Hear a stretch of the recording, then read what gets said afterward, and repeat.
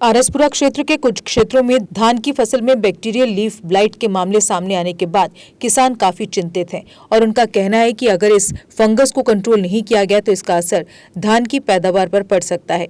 किसान यशपाल, दीपक कुमार आदि ने कहा कि उनकी फसल पीली हो रही है, जिस कारण पौधों पर धान नहीं लग रही। खेतों में सांप कीड़े होने की वजह से स्प्रे नहीं कर सकते। इस वक्त आरसपुरा क्षेत्र के कई पंचायतों में बैक्टीरियल लीफ ब्लाइट फंगस की चपेट में आ गए हैं। ऐसे में वे कहाँ जाएं? पैदावार अगर कम होती है तो इससे उनका लाखों का नुकसान हो जाएगा। उन्होंने कृषि विभाग के अधिकारियों से इस फंगस को गांव-गांव शिविर लगाकर किसानों की मदद करने की अपील की है। उधर उप जिला कृषि अधिकारी आरसपुरा अश्विनी शर्मा, ईओ अरुण जंगराल आदि ने बताया कि कृषि विभाग किसानों को इस बीमारी के रोकथाम संबंधी लगातार जागरूक कर रहा है। उन्होंने कहा कि इस रोग की समस्या रहते पहचान करके बचाव करना जरूरी है, अन्यथा फसल को काफी नुकसान भी पहुंच सकता है।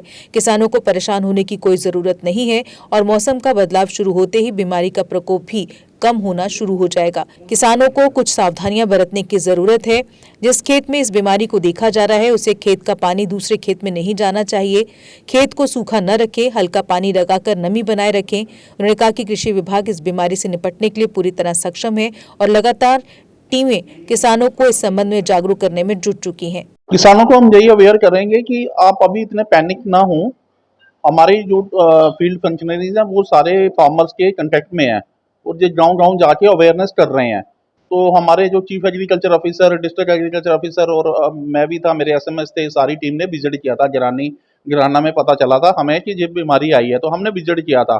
हमने लोगों को कहा कि ये दवाई स्प्रे करिए और लोगों ने की और अब उससे भी काफ़ी उससे असर हुआ है। दवाई का बीमारी जो है कंट्रोल में आई है और अब मौसम भी खुल गया है। इस मौसम के खुलने से अब बीमारी काफ़ी हद तक कंट्रोल हो जाएगी।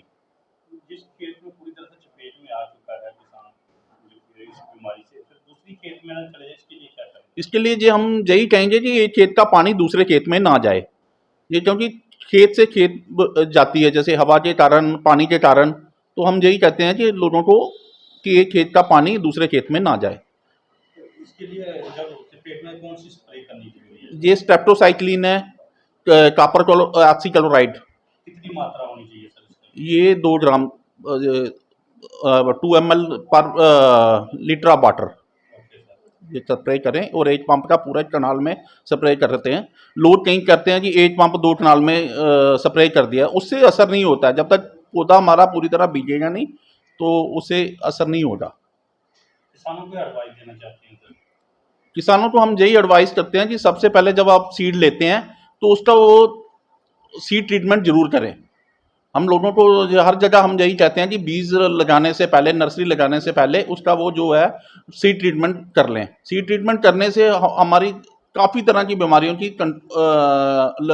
बीमारी की लपेट में नहीं आती है फसल। निश्चित तौर पर किसान जो विभाग की एडवाइस मान रहा है और अच्छे हर जगह पर रिजल्ट भी आ रहे हैं, इस वक्त कैसे फसल देख रहे हैं आप? फसल इस बार तो काफ़ी अच्छी हमारी जो फसल है, हमारा जो वैसे भी हमारा जो बासमती एरिया है, तो भगवान ना करे नजर ना लगे, बाकी इस टाइम हमारी फसल जो है काफी अच्छी है।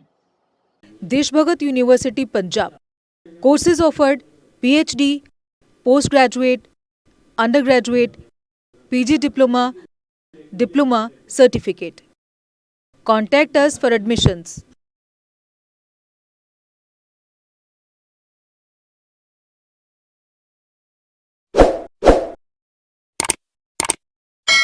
जम्मू कश्मीर की खबरों के लिए जुड़े रहिए JK अपडेट के साथ।